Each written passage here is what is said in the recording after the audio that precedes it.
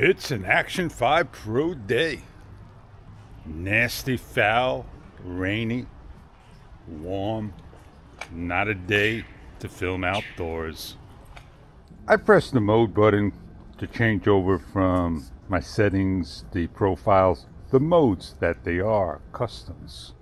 And it says it most of the time correctly, and I could get it to say it wrong randomly. And I even got it on the mode on to take a video. Well, from here on now, I'm with no 1/4 black mist filter. It's all DJI Osmo Action 5 and the free flares that they give you.